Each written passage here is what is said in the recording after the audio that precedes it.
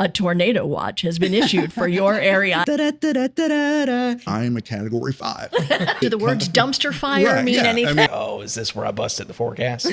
I need an Etch-a-Sketch right now. Nailed it. You absolutely. Get out of here. Okay, the podcast is over. We're done. Okay.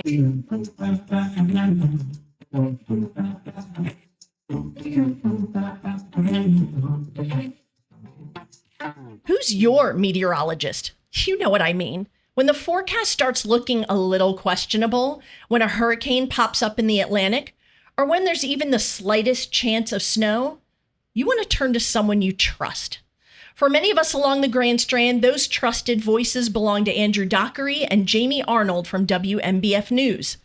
Today, they're climbing into the Coasting Convertible to help us understand what makes Carolina coast weather so unique, why forecasts sometimes change, what newcomers should know about hurricane season, and why the weather at the beach can be completely different just a few miles inland. We also get to know the guys behind the forecast, their hobbies, friendship, their sense of humor, and guess what? They've even agreed to teach us a few meteorological terms we can drop at that next happy hour with friends. I'm your podcast host and local Myrtle Beach area realtor, Celia Klein. It's time. We're coasting. Hey, everybody. Welcome. Welcome to another fun episode of Coasting Podcast. We're recording out of the Tea Porch at the Myrtle Beach Museum of Art.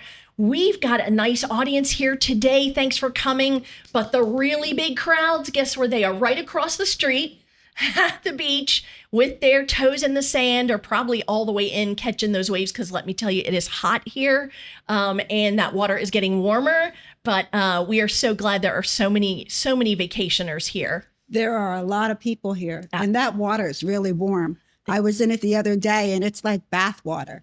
So, you know, it makes me think about remember our podcast about the lifeguards? It makes me think about, Nick, exactly. Yeah. So I just, I think about the wonderful lifeguards that are out there up and down our coast and just really in the thick of it. Thankfully, we haven't, as far as I know, had any or too many of those like rip current warnings and stuff so far, because that's when their job gets really intense.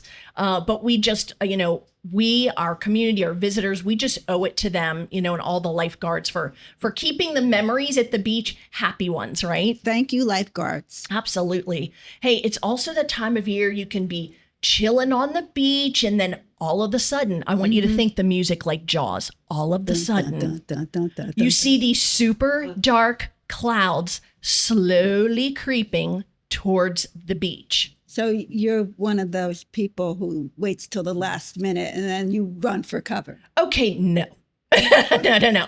I'm one of the people that check the WMBF app before you could even hear any thunder. I am already in my car. I am already packed up. I am gone before you even hear a rumble of thunder. I'm not gonna lie. I'll be a little vulnerable here, Aunt B. Okay. I even as a kid, I did not like thunderstorms. Okay. They just scared me. Okay. So I think I still carry that on. I think I'm going to call it storm anxiety. I don't know if that exists, but is there anybody here in the audience? Do you know what I mean? You just get a little bit more on edge when you know a storm is coming. Yeah, I do. Okay. Well, have you ever felt, Well, I hate the tornado watch. Yeah. And I think that's because I watched The Wizard of Oz way too many times. And I just picture Mrs. Gulch riding on her bicycle. I totally won't watch Wizard of Oz, okay? That movie freaks me out. It totally freaks me out. Thunderstorms and hurricanes, yes, but not as much. But I used to have a dog, and my dog hated thunder and hated storms. And she would shake like crazy. Aww. And you use the storm jackets and the Valium and everything else. It didn't matter. And I would go to work and I would come home and she'd be stuck between the headboard and the wall on my bed. And I'd have to move the furniture and coax her out of there. So that wasn't really pleasant.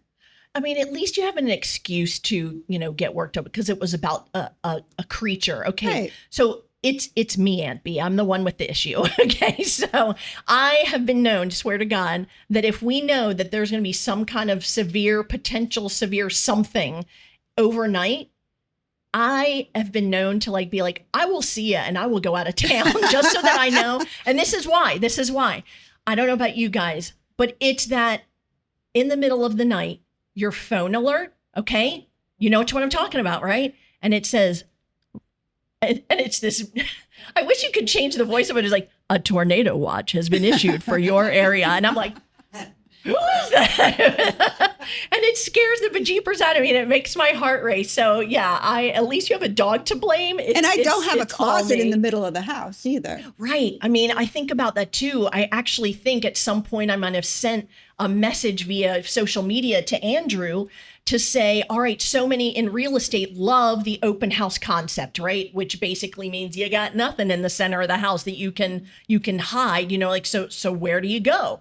So good news is, guess what? They're here. Oh, good. And they can answer questions can ask like them that. So we're going to be talking about all things weather with our local meteorologist, Chief Meteorologist Jamie Arnold and Andrew Dockery. But before we do you got a storm memory for us, Aunt B? I got a crazy storm memory. It's another dog story. Okay. Different dog, though. Anyone from up north remembers Superstorm Sandy. Oh, right. Yeah. Yeah. So my son was on vacation and left his dog at a kennel. And we were about half an hour away from there. Sandy came through, destroyed so much. And there was no gas. Right. There was no electricity. The gas stations weren't even open. And we felt we had to go out to try to make sure he was okay. Driving out there took us well over an hour because we couldn't get across the highway. Trees were down. It was crazy. I do not want to go through that again. Yeah. What about you? I shared with you. I would tell a lot of people that Aunt B reminds me of my Aunt Seal, who lived in Jersey City, New Jersey, and she was there for Superstorm Sandy. And she actually, older at the time, she fell and she busted her head. And the neighbors came, they had to, during the storm, and get an ambulance there to get her to the hospital. Wow. And then, of course, she had no power, like you said. And if you'll recall, after that, it was super cold after that. It would really, the temperature dropped. And so we had to find a neighbor who had enough gasoline to get down the Jersey Turnpike partway, meet us to pick up our aunt so that we could take care of her. And then they had to be able to get back to wherever they were going. It was a crazy, the fact that it was never called a hurricane. Again, Another question I have. But so my story is Hurricane Hugo. So there I was. Oh, no. I mean, how much time do we have, people? Okay. So there I was. All right. So I had just started graduate school at the University of South Carolina in Columbia. I think I had just turned 21. So in the scheme of things, not necessarily mature. Okay. And so my graduate assistantship I was in charge of one of the dorms, and it was a 10-story dorm of all freshmen from out of state. Shout out to Bates Hall, which still stands, which means I'm only 23. So sure enough, that storm came in September. And so it was the storm hit on a Thursday, I believe. So Wednesday, they go ahead and they cancel class for everybody on Friday. Big mistake. Because all those students go out and they're like, it's going to be a massive party. Go get a bunch, all kinds of stuff. So then they decide they're also going to evacuate the College of Charleston and the Citadel because they're on the coast. They bring them to the University of South Carolina. So they're like all over. You don't know whose kids that you don't know anything about them, right? So the storm hits at night. It's an overnight storm. And Columbia, actually, in the scheme of things, based on how the storm traveled, really kind of lucked out. We were, I think, and Jamie, I know you can correct me when you come on here, I think we were in what I'll say is the southwest part because it was curving. I don't even know if the camera can see us going this way. So the city of Charlotte, which is actually further west and north, got hit worse than Columbia. And so of course the power goes out. This building though has some, extra generator, so you some lighting. But the pressure is so great on the outside that these big dorm windows, not all of them, some of them, the pressure's so great, they're popping in whole. Oh my whole, gosh. just boom. And so, of course, now you have scared, drunk, hot freshmen because there's no AC, right? So then you have to tell them all to go evacuate and hide in the stairwells, which are even hotter. And then people start getting sick and passing out. It was a great night. It was fantastic. But one of the memories actually that I have that I will never forget and probably creates the storm anxiety for me is the sound. The sound of the wind is something I have never heard. Every possible crack and crevice you have in the structure you are hiding in, it is going to find a way to get in. And it's just the wildest noise. So I am very, very thankful we haven't experienced a big one like that since. But weather is a big deal. I mean, we think about it, we watch our app, like me, you grew up watching the Weather Channel, listening to your cool, light jazz music, and we think we can predict and understand just like a meteorologist. And, I am just sure that they have heard it all. Our podcast guests have heard it all. And they get to hear even more of it because of the addition of social media. Aren't they lucky? So when we come back from this break, Jamie Arnold and Andrew Dockery will join me in the Coasting Convertible. I am predicting a 100% chance of fun. We will be right back. All the hype about the new exhibit at the Myrtle Beach Art Museum, they weren't kidding. The exhibition, A Lasting Impression, is a private collection of stunning European art spanning from 1868 to 1983. The works shown in your art history textbooks. Some of them are right here in Myrtle Beach. You'd think they would increase the prices to see these pieces, but it's still unbelievably affordable. Just $8 for adults, $5 for anyone over the age of 65, and free for children under the age of 18. Wondering how long this exhibit will be available? We're not telling you. I'm just kidding. Okay. All the details are included in the museum hours. Please visit myrtlebeachartmuseum.org.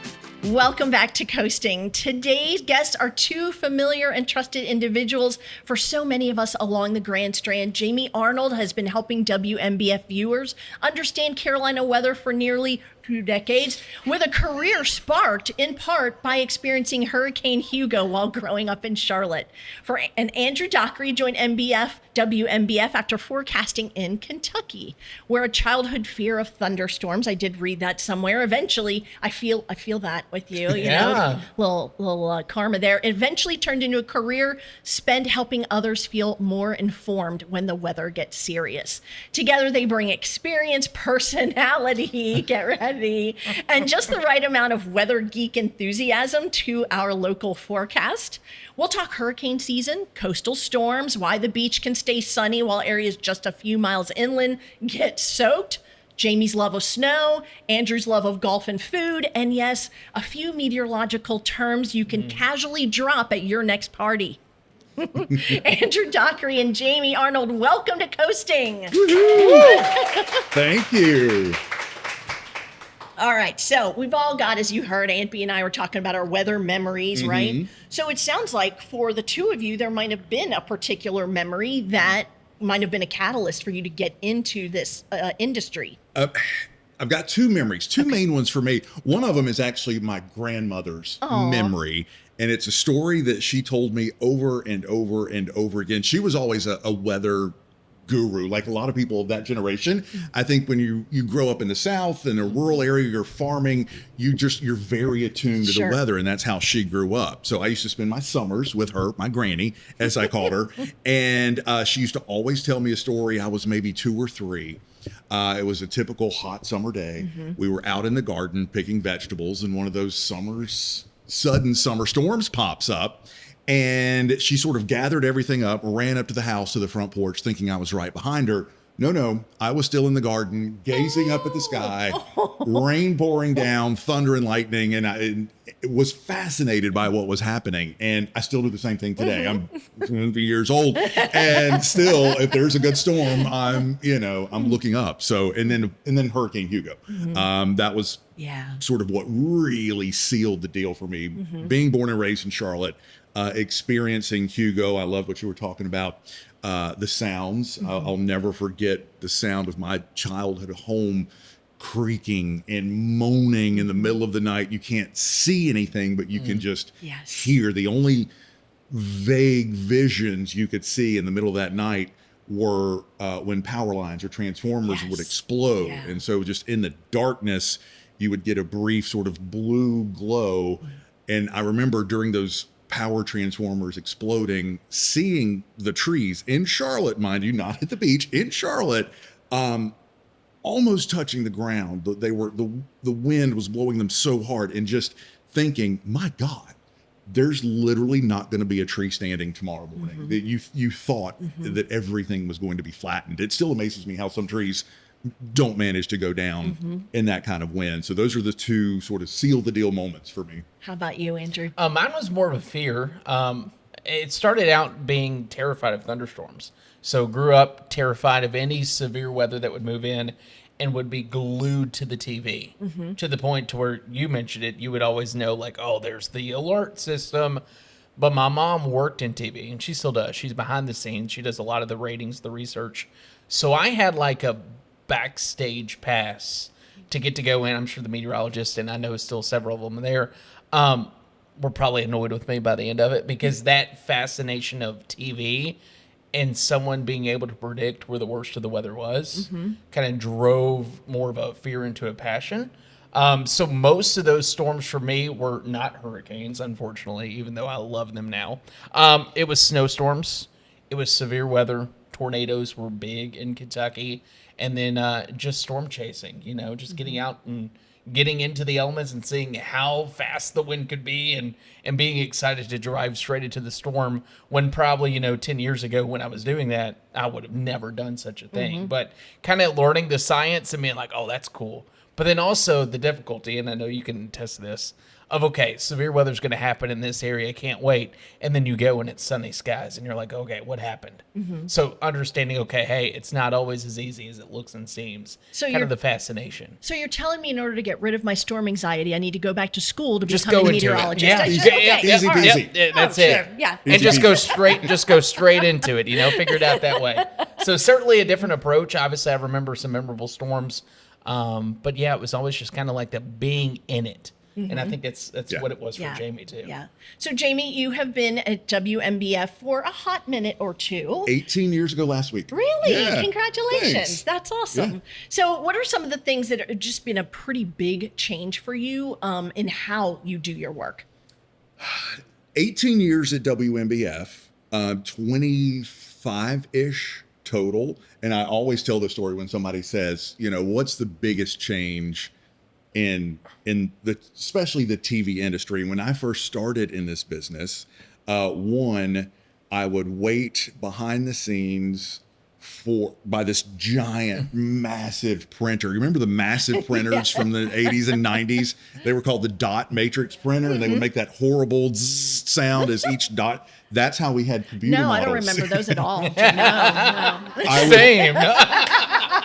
I would wait by the printer as line after line of a computer model map was printing out. And it would just be ream after ream of paper, and you would flip back and forth. And obviously now, it's all done on the computer. So just in a short amount of time, apps, even when it feels like apps have been around for a million years, but even when I started here at WMBF 18 years ago, we didn't have an app. And I remember getting an email from our manager saying, yeah, we're going to launch a weather app.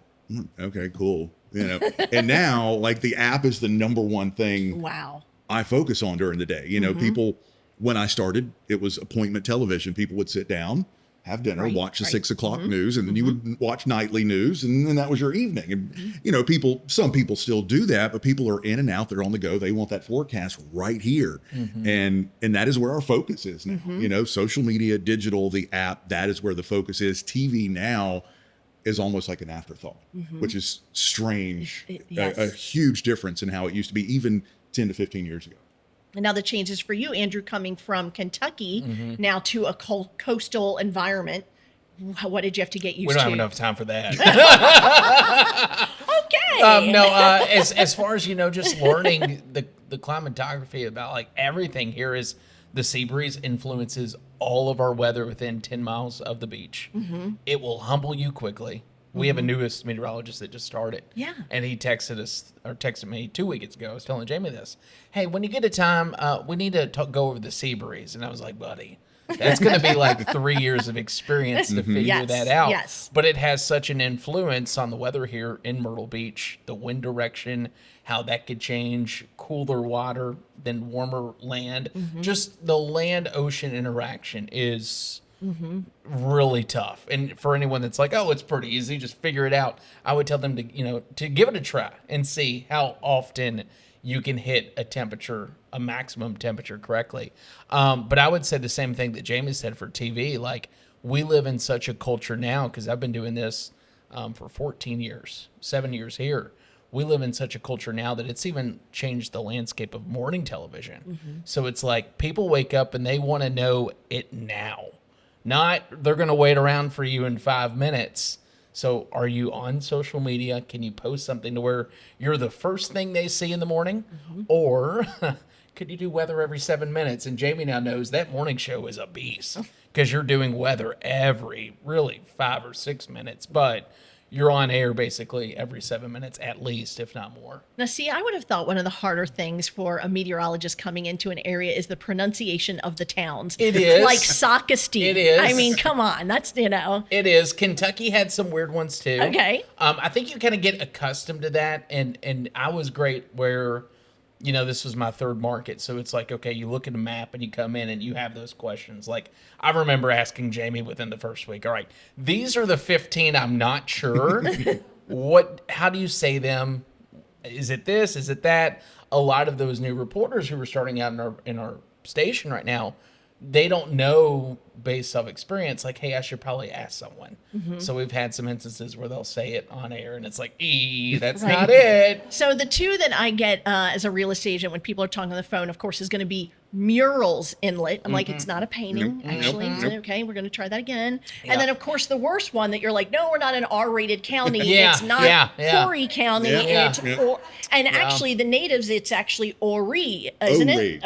Ori. If you're a native, it is Ori. Yeah. So I mean, I just think about your first forecast live. It's like, does someone holding up a sign going, "For the love of God, please do not call it," or I mean, it's tough. It's tough for sure. I mean, and for both of you, like a real estate agent, you want people to trust you, right? So how do you go about generating that feeling as a meteorologist for your listeners and viewers?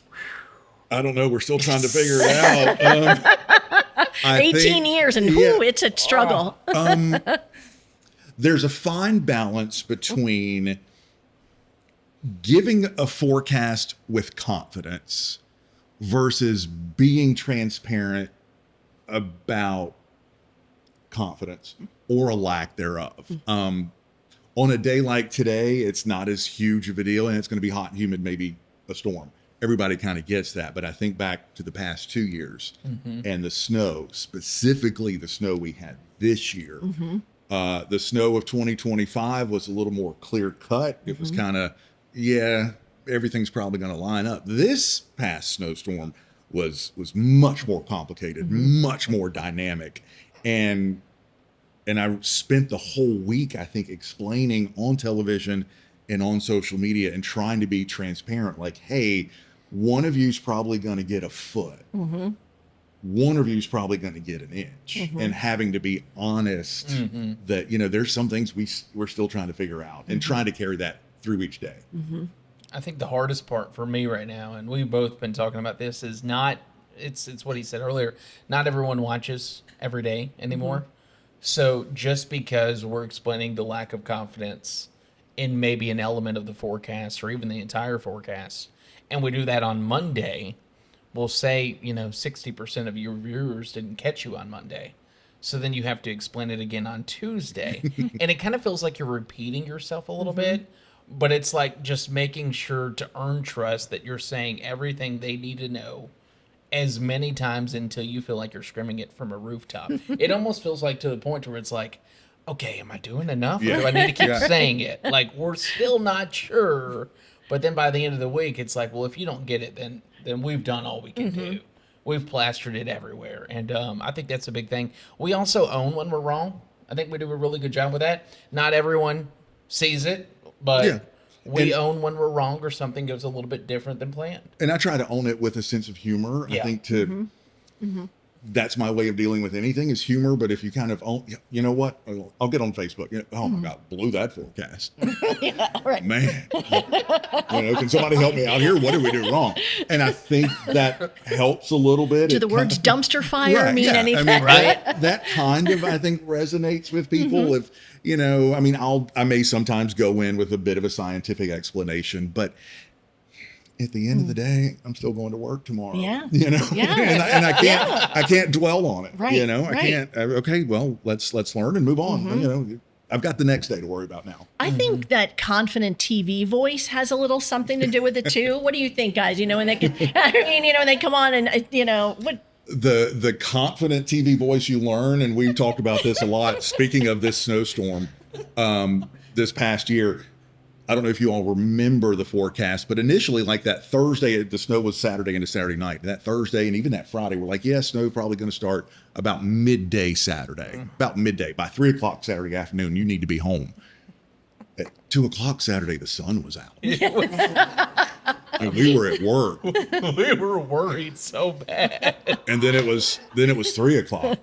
And then it was 4 o'clock. Okay, it was cloudy, but there's no snow anywhere on the radar. And there was a moment there, we were getting ready for the 6 o'clock news, and it was 5 o'clock, and it was not snowing. And I was just sitting at my desk, panicked, in an internal panic, oh God, we're going to blow it. This isn't going to happen. It's one thing to blow a chance of rain around here. Blowing a snowstorm around here is not good. And then to kind of have to portray confidence when inside I'm like, oh God, is it going to happen? Praise God, it started snowing literally at 10 minutes before 6. It started to snow, and we were outside doing the forecast with the snow coming down, and I wanted to cry. I was so happy. It filled in quick too. It did. It verified. But it's definitely a voice of confidence, not always inside. Exactly. There's another voice of confidence. Yes. What is a little bit of a change of topic, one of the funniest or strangest things someone has ever asked you about the weather? And I'm sure it was not, via an email. It was probably like catching you at happy hour or a grocery store or whatever, when you're having an actual personal time that someone comes up and asks or says. Ooh, that's a good one. Yeah, I mean, that's 3 podcasts by itself of the things that people say. They're not necessarily bizarre, although here in the last year, 18 months, weather modification is kind of the one, they're spraying chemicals and making hurricanes and steering hurricanes. So you have to deal with that craziness sometimes. But people feel like they know you when they watch you every day. So, the most common thing that I get out in public is, you look real fat on TV. I was wondering. Yeah. All the time. Yeah. You look really big on TV. You're a lot skinnier in person than I thought you were. I thought you were fat. I get that all the time. Yeah. Or I wish I could get paid to be wrong. We get all that. We get all of it. After hearing that comment, I wish I could get, be wrong half the time and still get paid. So now I kind of have a smart aleck response to that I've started using the past 3 years, and it shuts them up immediately. I'll get the comment. I was like, and you wouldn't believe how much they pay me.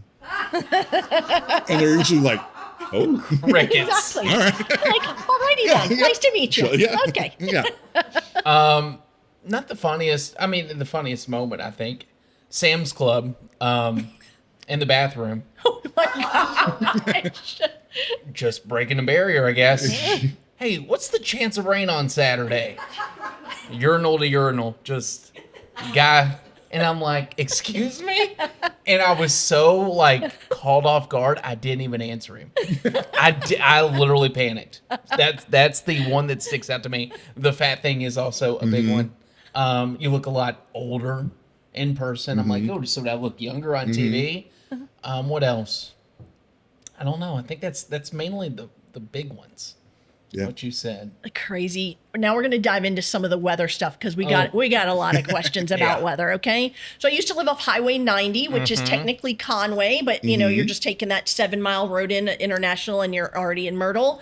And we experience, and I know I have some audience members who live in that community I used to live in. Just the wildest storms there. Like there was this, like Highway 90 is some kind of battleground. Am I totally wrong on that? Why is it so intense there? That, especially this time of the year, that is all the sea breeze. The sea breeze starts developing, it starts pushing in, and it'll fire up. By the time it's pushing in there, 2, 3, 4 o'clock in the afternoon, that's when it's the hottest. That's when it's the most humid. And you can think of a sea breeze almost like as a mini cold front. It's kind of pushing inland, and this time of the year, that's all you need to spark off storms. And when it's this hot and this humid, those storms can get wild. Yes. Yeah. Andrew, what would you say is one of the hardest areas to forecast of our Grand Strand area? Is there a specific spot that you're like, man, I don't know what's going to happen there? Is it tricky in any particular way? Not tricky. Let me see. Sea breeze for sure, especially. There's always one time a year, and Jamie and I talk about this every time. Sea breeze typically will weaken storms, especially early on in the summer season. But there comes a time in a period where the sea breeze, you get it perfect, honestly, a day like today. Winds have to be oriented out of the east. And a sea breeze is basically the cooler air coming in and basically creating that boundary. Storms will be coming in from the west, as they typically do.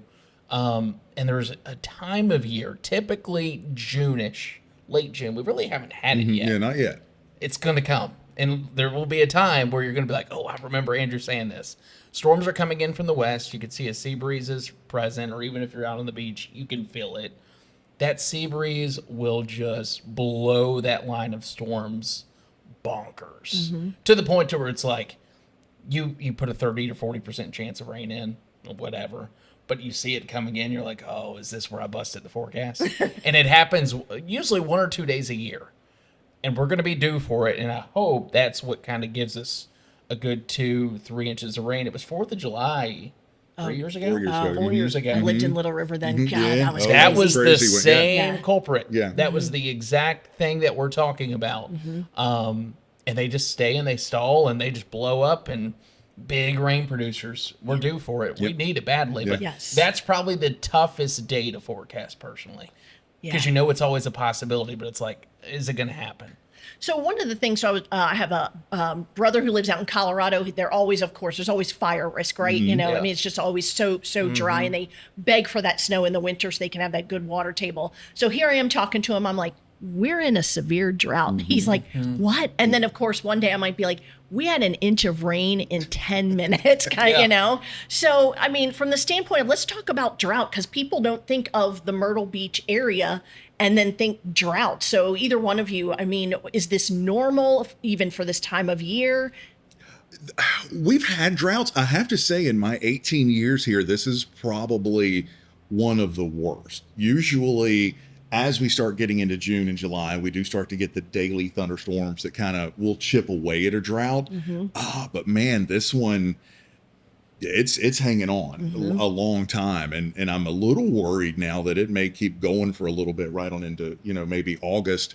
Of all the droughts we've seen around here, I always kind of joke about this is, best way we get out of a drought around here is a hurricane. We'll literally go from 1 week, oh God, please let it rain, to the next week, oh God, make it stop raining.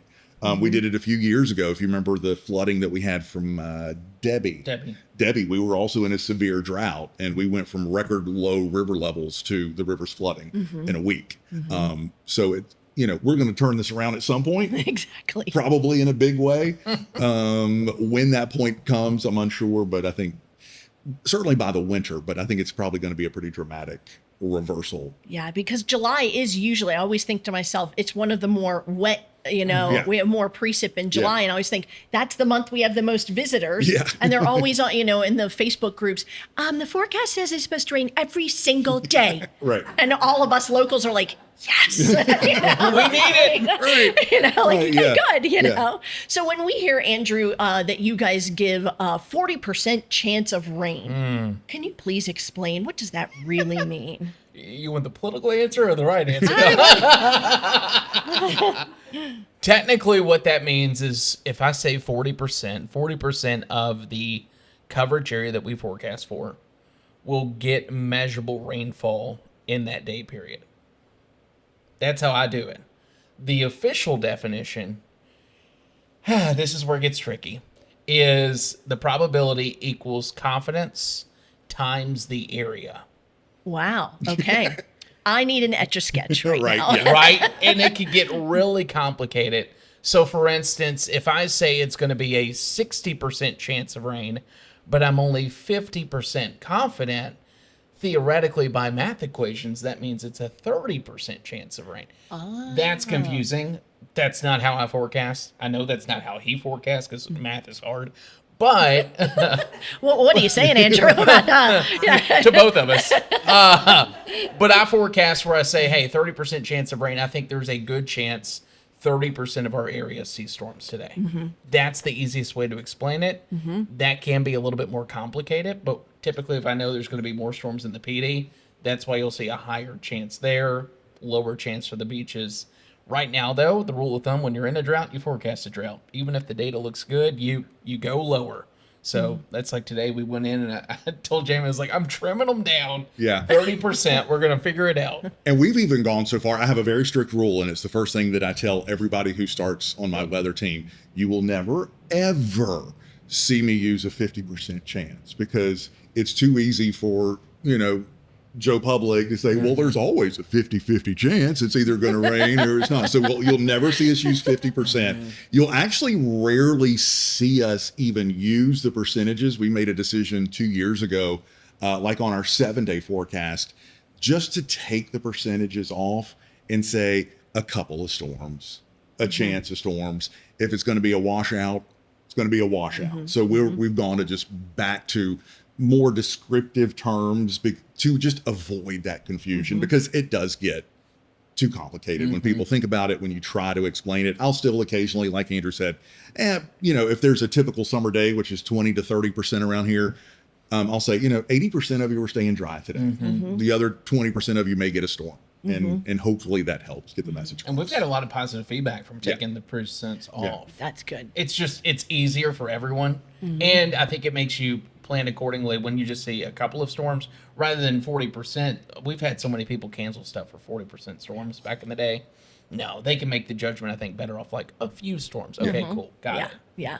So now it's time to talk about hurricanes. So obviously when I get... We're in. My I favorite. thought you were going to do that for favorite. snowstorms, Yeah, Jamie. well, it depends on the season. Okay. So obviously, again, real estate agent, you get the phone calls from people. And like I said, number one question is always, are there alligators? Number two is they want to talk about hurricanes, okay? Yes. And, not only did I vacation here prior to living here, I've been here almost 9 years. I just, so my first year here was Florence, that we don't really have the big storm or have not recently. Is there a meteorological, okay, I'm going to tell you what I make up. All right. This one, I'm just going to go with it. All right. Okay. Here we go. Okay. So, you know how our coastline is crescent shape, if you will. I say that when the storms are coming up the, Atlantic, they're not going to necessarily take a hard left and follow our coastline, that they're going to keep going straight and hit Wilmington, Outer Banks, etc. Work with me. What do you think? Nailed it. Yeah, absolutely. Get out of here. Okay, the podcast is over. We're done, okay? Geography. I'll see you on WMBF. Okay? Got an opening. Geography does help us because, yes, we are tucked back. Okay. You can imagine the South Carolina coast. And then up to the North Carolina coast, Cape Hatteras is sitting up here. Yeah. And Bullseye, I always joke, all the hurricanes that Myrtle Beach prays away, goes to Cape Hatteras. And it even goes lower. You go down the coast, you get back towards Savannah, and it's extremely rare for them to take a direct hit. We do get a lot. The classic steering pattern of a hurricane is sort of across the Atlantic, and then it makes that turn. Fun fact, this is where I'm going to really geek out on hurricanes. I love it. Bring it on. The only thing a hurricane ever wants to do, and I want you to remember this, all a hurricane wants to do is go north. It just wants to go north. Hurricanes are the way of keeping the earth in balance. Without hurricanes, the poles would get colder and colder. The the equator would get hotter and hotter. The planet would be uninhabitable without hurricanes. They are the great global air Wow. conditioning. They Okay. keep our planet in balance. We have to have hurricanes. That's why if you look at a map of the northern hemisphere of every hurricane that has ever formed at some point in its life, it goes north. It is taking heat out of the tropics and taking it into the northern part of the globe towards the poles. That's the science behind hurricanes. Well, most of them do that, make that turn off to the north and the northeast, and we are sort of there. You know, sometimes we get clipped, sometimes they go just east, and then occasionally they don't make that turn until too late. And that's when we get the bad hits, the direct hits, the Hugos, the Hazels, when it misses that turn. Yeah, if you look into the history of our area, look at Hazel, study that. It's wild. What it just completely, I think, turned the page of a new chapter of Myrtle Beach. Honestly, you know, with federal funding that helped, you know, all of a sudden you have a lot more high rises, condos, etc. But you know, from the standpoint of what scares me is the outer bands, because they have a lot of juice in them. So we may not have gotten the big hit. But Andrew, talk about, you know, is that hard to, I mean, or is that easy to be like, I know exactly where that sucker's about to go and where somebody needs to take cover? I would say we've gotten really good about where a hurricane is going, especially with the help of the National Hurricane Center. I think the thing that's always the trick is that 50-mile wiggle, or what we call as wobble.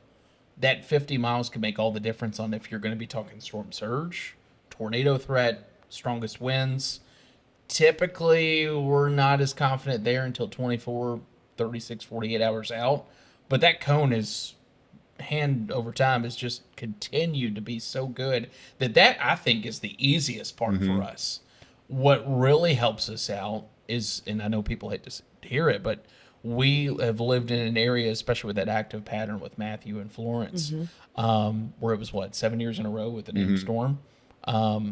We know now, especially after Matthew and Florence, what certain surge heights will do to our area, what this looks like from previous storms. So what really helps us out, what I love about our coverage, is we can see where a storm could come in and be able to kind of tally our forecast based off previous storms. Sure. So, hey, if you were here in Matthew, this is the number we're talking about right now. And immediately And people know. yes. Which yes. is great. If you weren't, talk to your neighbors. And this is what we're expecting. Ask where the water was. And that's really helped us out a ton. We're kind of fortunate, and I know it was terrible for Matthew and Florence, but we're kind of fortunate to have the stretch that we did for the future, because now it's like, okay, if you remember what Florence was, if you remember what Matthew was, this is now what we're thinking.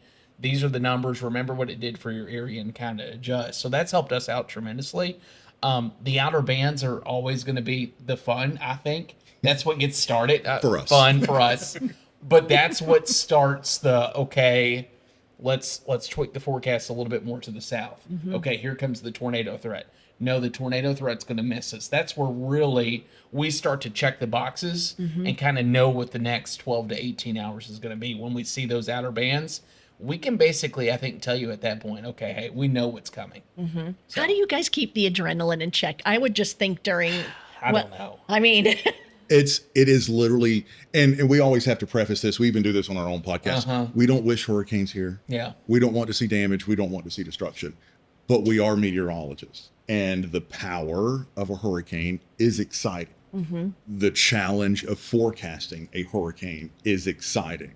And it's for us and everybody on my team, it is the adrenaline of that literally keeps us going. We're fine in the days leading up to a hurricane or even a snowstorm, because it is the adrenaline. You know, I'm blessed to have a team where I don't have to call and say, hey, I need you to come in. We're getting ready. Like, they're already there. I have to tell them to go home. Go home. Even if it take a nap. Our adrenaline is so pumped. Now, the second the last rain band is over with, we die and crash. And we call it tropical depression. It settles in after a hurricane where you're so tired. And, you know, usually after a hurricane, it's sunny and 85 for the next 10 days. Right. There's nothing to talk about. And you get to work, it's like, I don't have the energy to say it's going to be sunny and 85 for, the next 10 days. It takes everything out of us. And we usually try to get a couple of days off after a storm just to sleep it off and recoup. But it is the hurricane itself or the snowstorm itself that keeps us going. And I really have to commend you because you've done such great in terms of prep. You had your show already for hurricane season. I believe your website has the awesome hurricane prep guide on it. So if anyone has not looked at that, it is so thorough. It is just a wonderful, especially because I think about all the people who have moved here since Matthew, and it's a lot. Yeah. So, and thankfully we haven't had any mandatory evacuation since Florence that I'm aware of. Yeah. So, I would say definitely take the time to look at that. And then also, from your personal experience and how you talk to people about prepping, is there one particular thing, say a week before, and you're seeing the makings of something? What are you going to tell your viewers and listeners of, I'm going to say maybe the one product or thing you want them to have in the house that they should go ahead and go and get now? Is there anything in particular that you think is key? For me, I preach evacuation. Know your zone. It's, we've all heard it. Do you know your evacuation zone? Live studio audience. Do you know what zone you live in? A couple of heads saying no. Couple of heads saying no. Evacuation versus not evacuation. And it's real easy to remember. Run from water, hide from wind. If you're in an evacuation zone that is prone to storm surge and an order is issued for that zone, here in Horry County, it's A, B, or C, go. Go. Don't debate it. Don't think about it. Don't put it, just go. Ask anybody who didn't go and stayed behind in an evacuation zone that was ordered to evacuate. They'll say it was the stupidest thing they've ever done. On the other hand, over evacuating is an issue, and we ran into it in 2018 with Florence. Carolina Forest evacuate. It felt like everybody in Carolina Forest and Conway left. Now, granted, the initial forecast for Florence was for it to make landfall as a Category 4. That was a very scary thing to go on television and say. It was a very scary thing for people to see. But what I'm getting at is if you're in Carolina Forest, if you're off Highway 90, if you're in Conway, if you're west of the waterway, even if you're in the city of Myrtle Beach and not in an evacuation zone, we're not going to get a hurricane so bad that you're not going to be able to survive it in your home. We're not going to have a hurricane that flattens your house down to the foundation. You can ride out a hurricane at home and do so very safely and much more comfortable. And it's a lot cheaper than evacuating.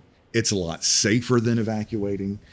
It's a lot more pleasant than evacuating, because the worst part of evacuating is coming home and trying to get home and dealing with traffic. And with Florence, people were trying to come back and the roads were flooded and they couldn't get back, and they spent 5 days on the road. If you're not in an evacuation zone, ride it out. If you're in an evacuation zone, get out.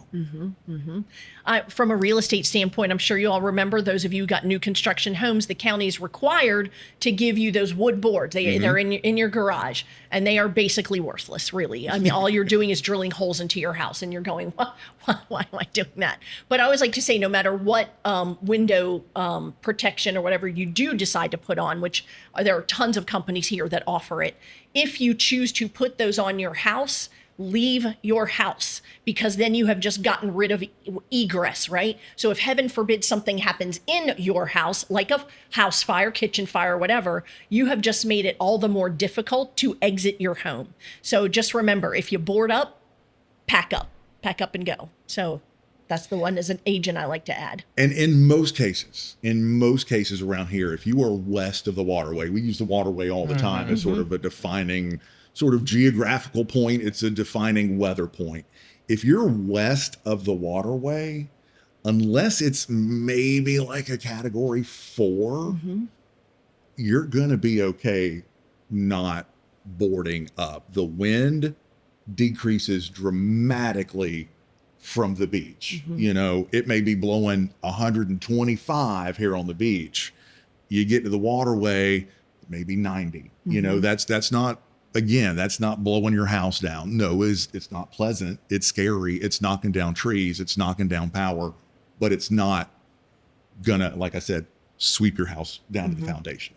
I always tell everybody my evacuation zone, my personal evacuation zone is zone G for go, get out, gone, just out of here. All right, we're going to take a quick break. And when we come back, we have all kinds of things to still talk about, including those words they're going to teach us so we can drop them at the party and be really cool. Okay, we'll be right back. Trying to enjoy your vacation and it's raining?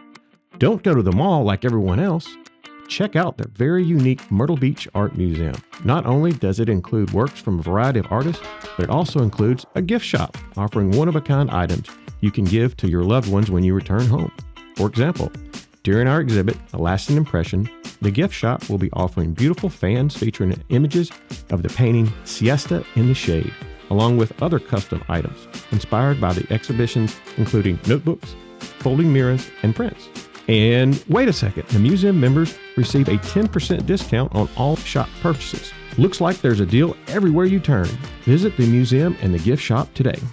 All right, everybody, we are back, and we definitely know, I don't know if you guys are, I am a regular listener and watcher of their podcast. It's called Are You Cirrus? Get it? Are you with me? Do you know your meteorological terms? All right, so here's the question, guys.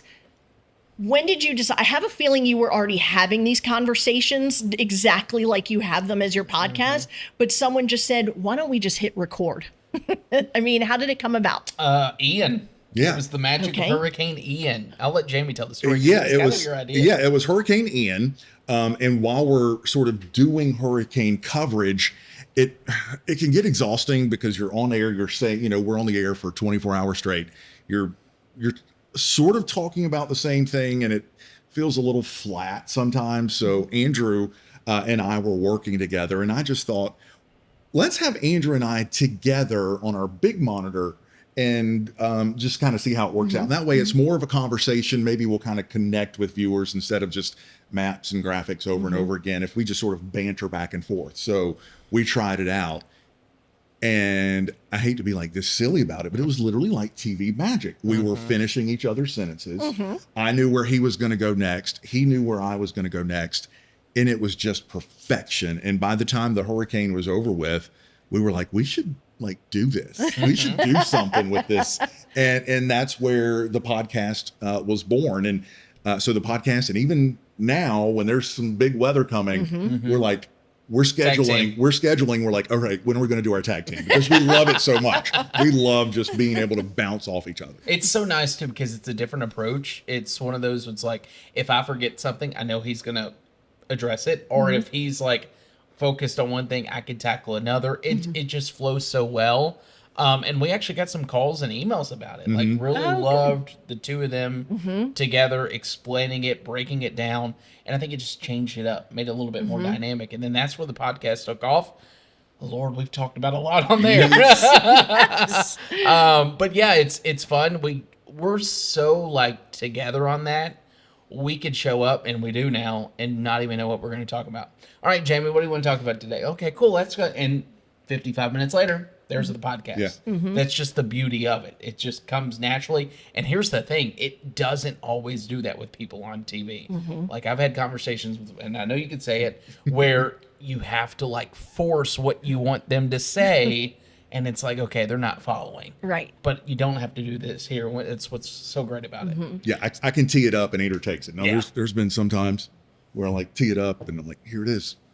On a silver platter to whoever I'm with, and they just pass it up. Like, what are you doing? Just hand it to me. Exactly. Andrew knows when I'm teeing it up. Yeah. For him. Yes, it's the softball, and you're like, I got it, I got it.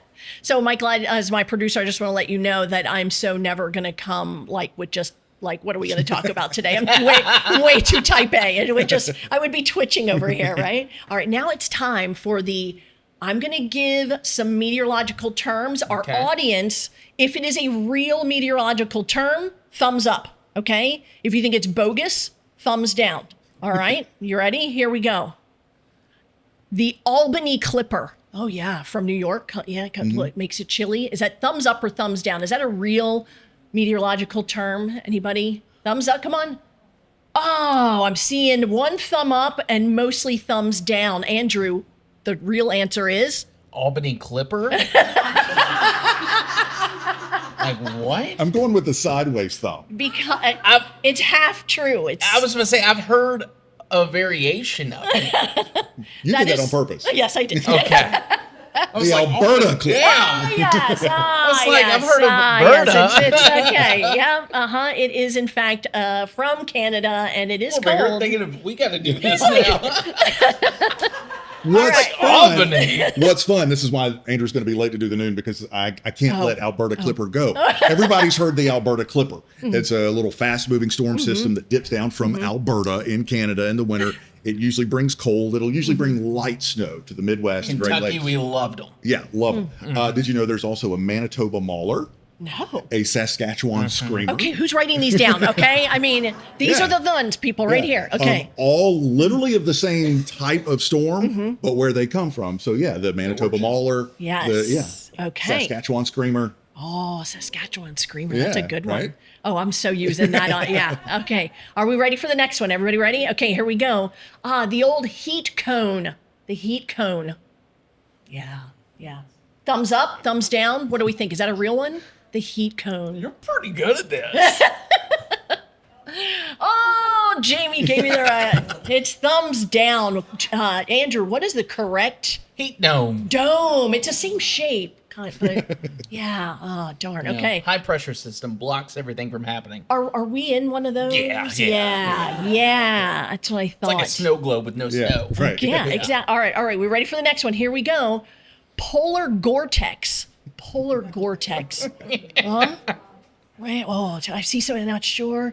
Most people thumbs down. All right, Jamie, what would that one be? That again, like your Alberta Screamer. Polar Gore-Tex, not so much. Polar Vortex, absolutely. Oh, darn. Absolutely. My eyes. Oh, yeah. I Yeah. don't know how that happened. Yeah, Polar man. Vortex, it's the real deal. Yeah, it is. I love that term. We love the that. polar vortex around Yeah. here because when the polar vortex, which is nothing mysterious, it's nothing scary, it's always up there spinning around Canada. It's always present. Sort of always present during the winter months. What we like about the polar vortex is when it drops south, way south, like into the Great Lakes or into New England. That is a really great setup for us to get snow here. That's when Jamie's like, Ooh, Carolina Clipper. yeah, right. Yeah. Yes. all right. Here's one. Thumbs up or thumbs down. Bombogenesis. Bombogenesis. Thumbs up or thumbs down. Oh, Lorraine says that's got a good ring to it. Oh, you think so? Oh, Karen's got it down. Oh, okay. It's half and half. Half and half. All right. Which one of you wants to take that one? I mean, theoretically, it is a meteorology term. Oh. I don't know if that's been used on national media, though. I think they call it bomb cyclone. Yes. And Have they you go heard bomb together. cyclone? Yeah. That's the national level media that loves to throw scary things out Yes. to get attention, like bomb cyclone, which had never really been used outside of the meteorology community until maybe about 10 years ago. And it sort of blew up, and we had to sort of address bomb cyclone. It sounds Bombogenesis. terrible. It sounds scary. Bombogenesis is something typically associated with like nor'easters and coastal storms. They have to meet a certain meteorological threshold for how rapidly they intensify. What do we say? What's they? The storm itself or The low pressure. the low pressure, how rapidly, if you want to get super technical and check me up on this, a drop of 24 millibars in under 24 hours Oh, wow. constitutes bombogenesis. That sounds like a scary storm right Yes. there. All right, here's our final one. Are we ready? Okay, are we ready? Okay, here we go. El Nino. El Nino. Oh, yeah. Oh, yeah. Oh, yeah. Yeah. Wrong. I'm so evil. I like am the little so play on. evil. I am pure evil. Okay, so which one are we experiencing right now? Right now, it's actually, I think, neutral, but it's about to go toward El Nino. And that's been the big talker is El Nino would form as we get into that October, September timeframe. This one's going to be the super El Nino is what they're calling it. It's still an El Nino. It's just very strong. That, though, is all based on the Pacific Ocean water temperatures. And that corresponds on exactly what the upper levels are going to look like. And I like to tell people, remember, weather is a fluid. and it's a three-dimensional fluid. It's not just what happens here at the surface. It's also where planes fly, and that's where all this kind of gets started, from El Nino or La Nina, depending on what you have. La Nina. La Oh, Nina. yeah. Okay. I like how you combine the Yeah. two. Yeah. And then there's the in-between state, which we jokingly refer to as La Nada. Where it's not El Nino or La Nina, it's La Nada. I love it. I love it. All right. So the one I love to drop every once in a while, I'm so impressed with myself, is bow echo. Does anybody know what that one is? Oh, look at you. Oh, okay. All right. That's a 5-cent word right there then. Okay. So what the heck is a bow echo? And is it something we should be worried when we hear it? If you hear me on air saying there's a bow echo headed for you, you should probably perk up a little bit. Okay. I would probably never say it because most of my viewers are like, oh, Darn, I'm no, not there he goes cool. again, Okay. you know. But yeah, so you take a line of thunderstorms, and if conditions are right, that line will start to bow out. And on radar, it'll actually look like a bow, or a backwards parentheses. And usually with a bow echo, you're going to get very strong winds on the leading edge of that bow. Sometimes on that bow echo on the top and bottom, you can actually get little spins and little tornadoes that pop up in there. So yeah, bow echoes are ugly. Oh, well, Yeah. okay. All right. So now it's your time. Andrew, you get to teach us a meteorological term that we get to drop at our next happy hour. You ready? Oh. QLCS. Oh, is he you going went big time? hardcore. Wow. I love It your is reaction. a quasi-linear convective system. QLCS. Anyone got a guess at what that is the term for that we Quasi-linear use convective. more often on TV?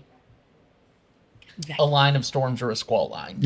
Oh. But the official definition is a quasi-linear convective system. Oh, A QLCS. So Love there you it, go. Andrew. Well Yeah. done. And to bring it all back home, a bow echo. That's why I said it. A It was on bow my head. echo can actually be part of a QLCS. Yeah. Oh, okay. Yeah. Do Can you have just multiple love this? bow The two of them echoes. are like, oh, yeah, top that. Oh, yeah, I got one for you. What's yours? Yeah. Show off. I'm going to keep mine simple. I'm going to go from bow echo to hook echo. Everybody heard hook echo? No. Hook echo is another radar signature that we look for in thunderstorms when we are watching a tornado threat.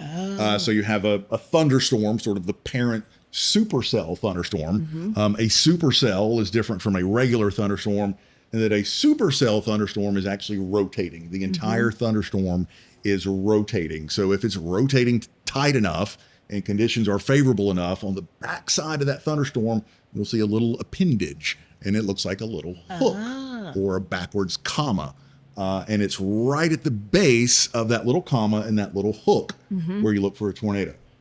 So that's the first thing that we look for. Then we start looking at velocity and which way the wind's going, but always look for the little hook echo. Okay. Yeah. This is awesome, you Yeah. guys. Are you? I mean, I'm going to try these out. I'm totally trying these out. Now, okay, keeping with weather terms. Yep. You guys, I'm changing my topic just a little bit. You guys have such an awesome team. Love the other meteorologists that are a part of your team. And the new, and there's Jenna, and now what's the name of your person? Austin. Oh, that's right, Austin. Loving your social media Yeah. posts, hysterical. So if Jenna and what's his name again? Austin. Austin are going to describe you two Okay. and your personalities using a weather term. Oh, weather term. Yes, I'm going big time. Okay, all right, here we go. All right.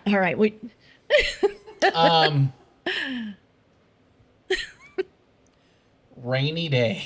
No. No, and I think it's because they would call us old and grumpy. So I'm trying to figure out what that would be, and I'm thinking rainy day. But I don't know. What would you say?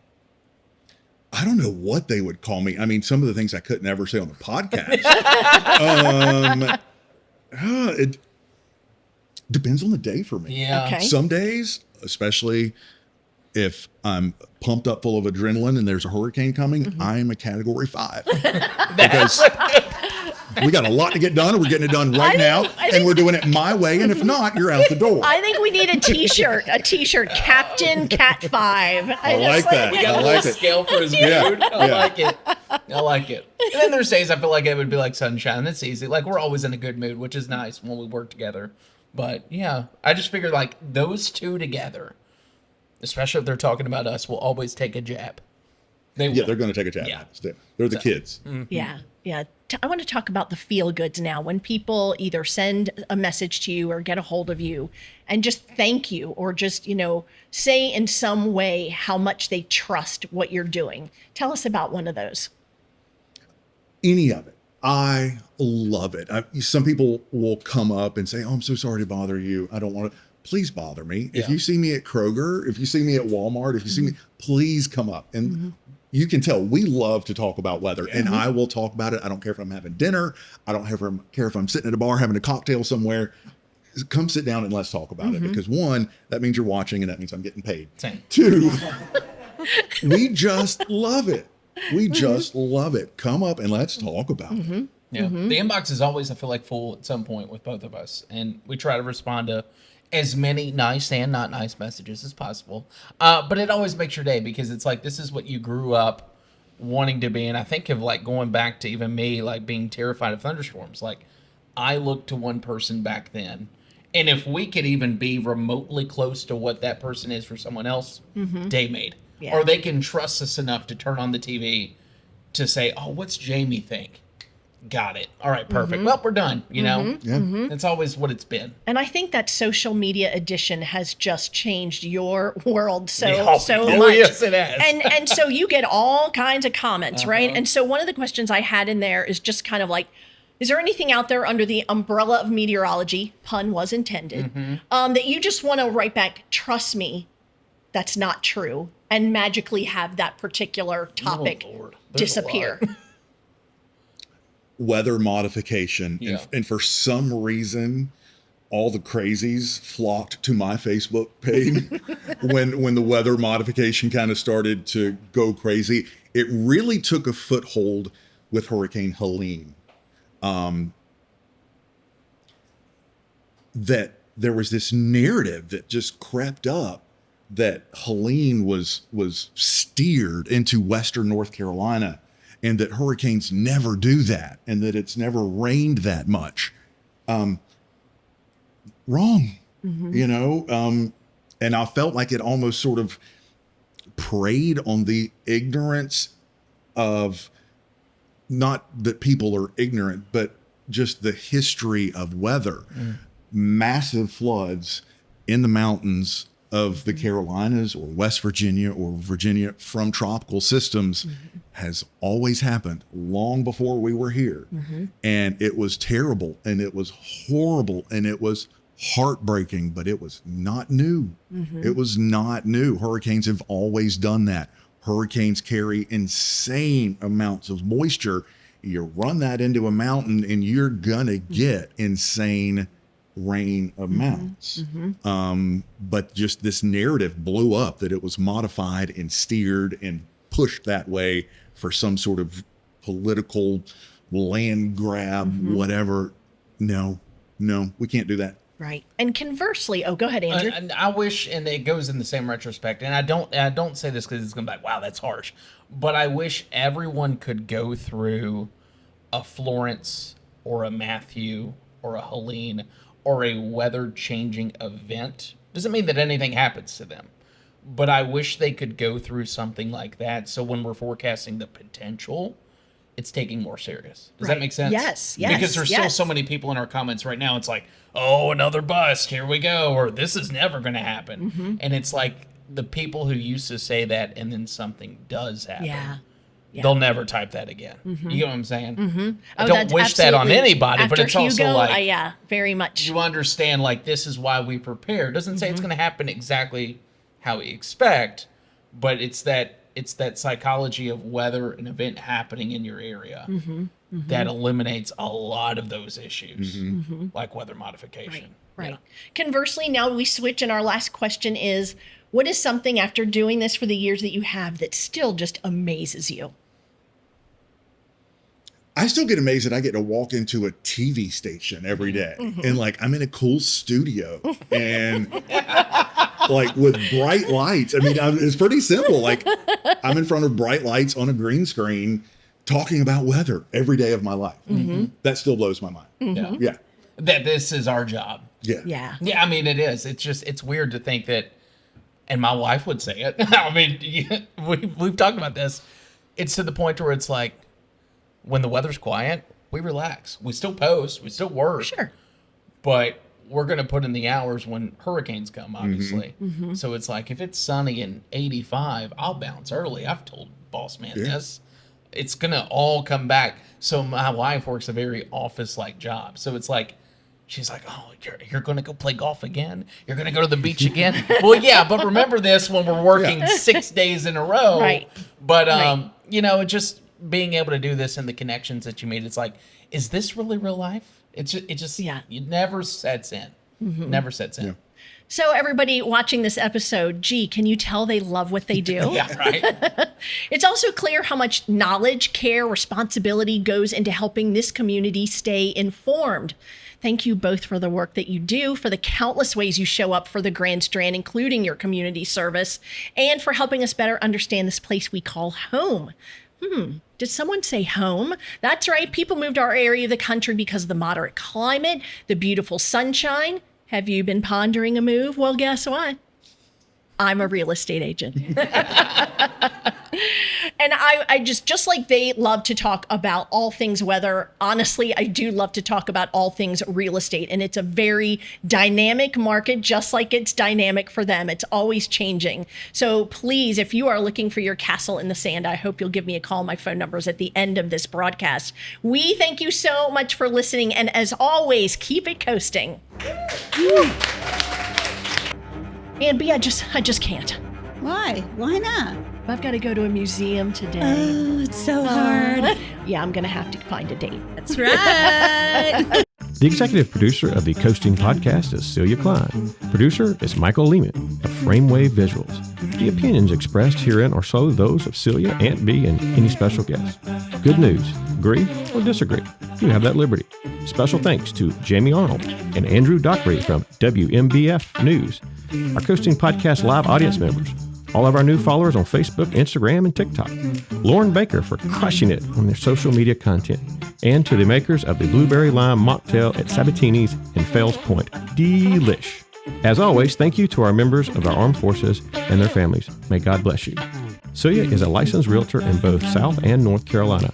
For assistance in either buying or selling real estate, please call 843-321-9646. The Coasting Podcast can be found wherever you're currently enjoying your favorite podcast. We appreciate you watching and listening. Please tell others about us and help us reach our goal of 200 subscribers. Any questions or ideas for future episodes, be sure to send them to coastingpodcastsc@gmail.com. Blessed are the peacemakers, for they will be called children of God.